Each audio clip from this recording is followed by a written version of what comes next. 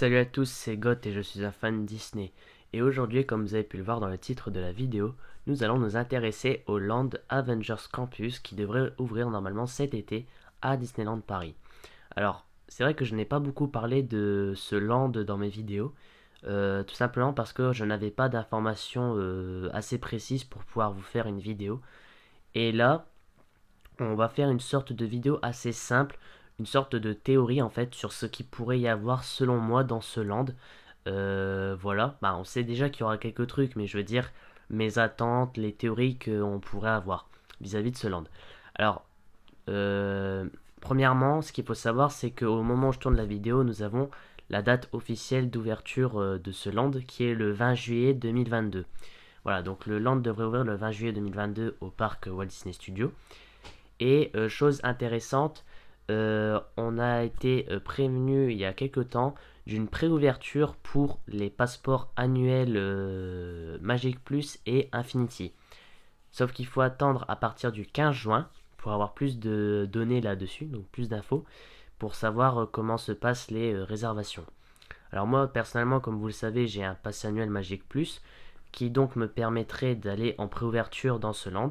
Malheureusement, je pense que je ne serai pas disponible à cette date-là, donc à mon avis, la préouverture ne sera pas pour moi. Euh, voilà, donc déjà ça, c'est quelque chose d'assez important à mentionner parce que souvent, la plupart du temps, quand on a des ouvertures d'attractions, de land, etc., la plupart du temps, il y a des préouvertures prévues pour les passes annuelles. Voilà.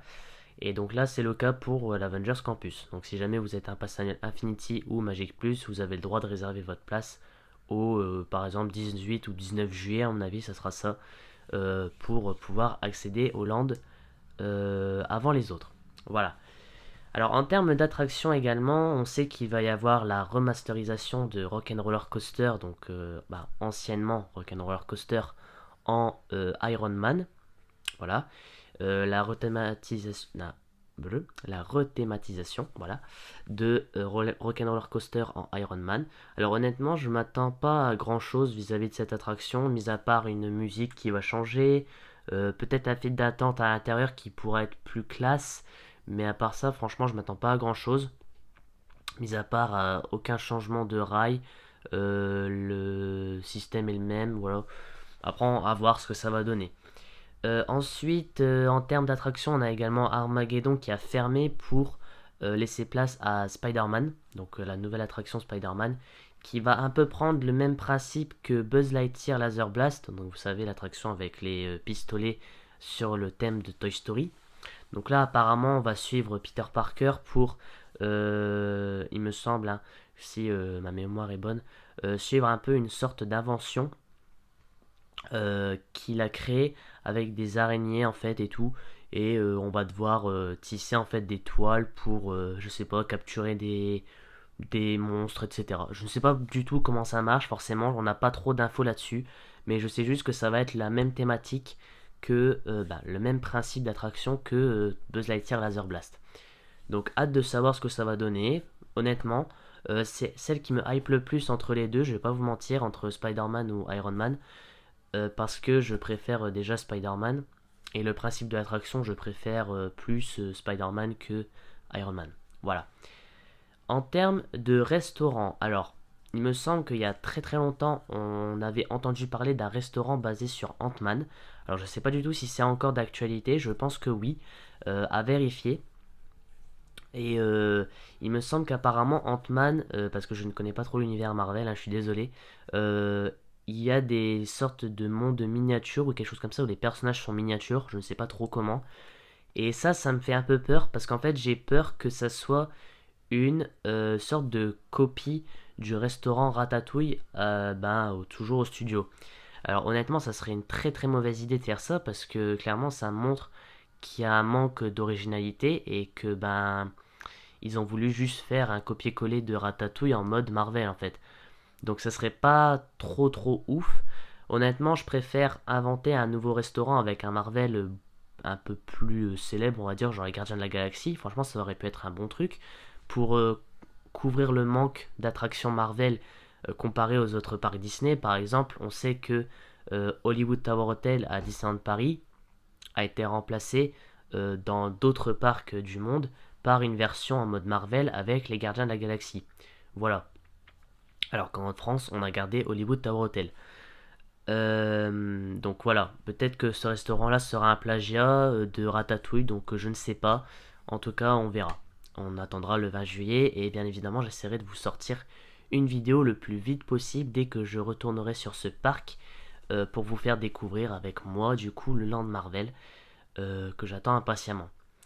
Au niveau des décors, en vrai, je m'attends pas à grand chose, mis à part ce qu'on avait vu déjà, le Kinjet des Avengers qui s'était posé, quelques animations par-ci par-là. Euh, Honnêtement, je m'attends pas à grand chose, plus que ça, voilà. Je m'attends pas à un truc grandiose avec un genre un écran géant avec l'emblème de Avengers ou un gros poster géant. Voilà, je m'attends pas à grand chose, je m'attends à un petit land vraiment sympa à se balader, rien de plus, et voilà. En termes de merchandising, donc tout ce qui est les souvenirs et tout, les boutiques, euh, j'espère juste une chose, ça c'est le truc qui me fait le plus peur, c'est qu'ils fassent une sorte de, comment dire, de déplacement des souvenirs qu'il y a dans d'autres boutiques du parc, par exemple le Disney Village. Au Disney Store, vous avez des produits Marvel, des trucs assez basiques, des peluches, des figurines, etc. Et j'ai peur qu'en fait ils fassent une sorte de déplacement des marchandises au land Marvel et que dans le reste du parc on n'ait plus rien de Marvel.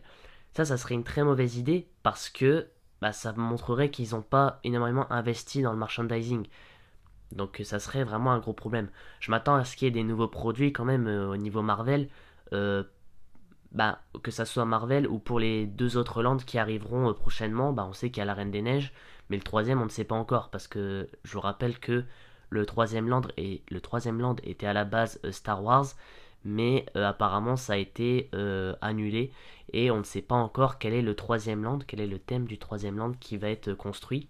En tout cas on a encore le temps parce qu'à mon avis la Reine des Neiges n'ouvrira pas avant 2024 voire 2025 au vu des travaux qui ont à peine commencé il y a quelques mois, je pense. Et voilà.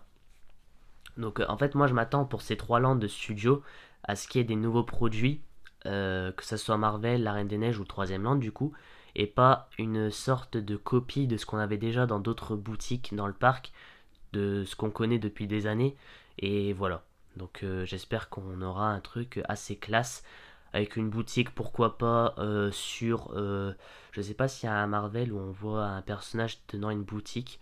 Enfin un truc sympa quoi, on prend un personnage plutôt connu qui tient une boutique, parce que je ne connais pas trop Marvel hein, donc je peux pas vous dire voilà.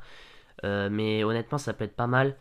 Un thème centré sur tous les Marvel, quelque chose comme ça pourrait être aussi pas mal.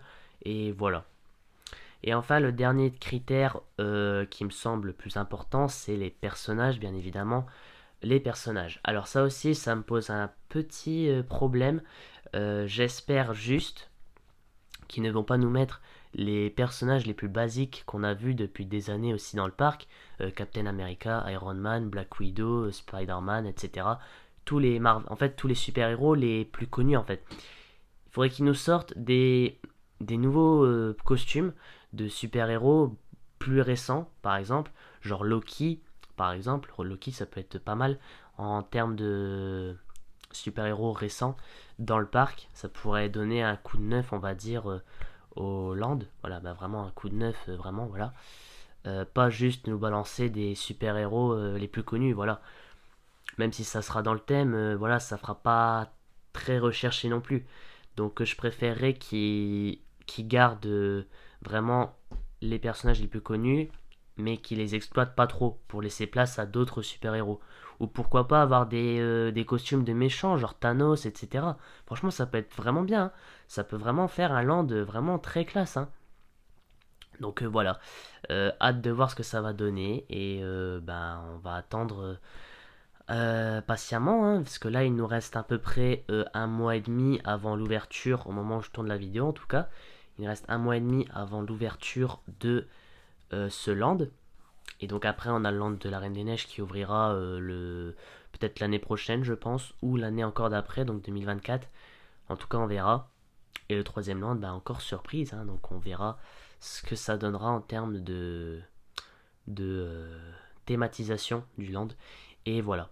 Donc voilà, la vidéo est déjà terminée. J'ai vraiment voulu vous faire une petite vidéo assez globale de l'Avengers Campus pour pas blablater pendant 2 heures, parce qu'à mon avis vous avez déjà dû voir des vidéos d'autres personnes qui ont beaucoup mieux parlé de ce sujet comparé à moi qui n'ai pas trop fait de vidéos là-dessus. Voilà. Donc juste pour vous préciser un peu mes attentes vis-à-vis de ce land. Et voilà. Donc sur ce, j'espère que vous aurez apprécié la vidéo. N'hésitez pas à lâcher un pouce bleu et à vous abonner à la chaîne. Allez, salut!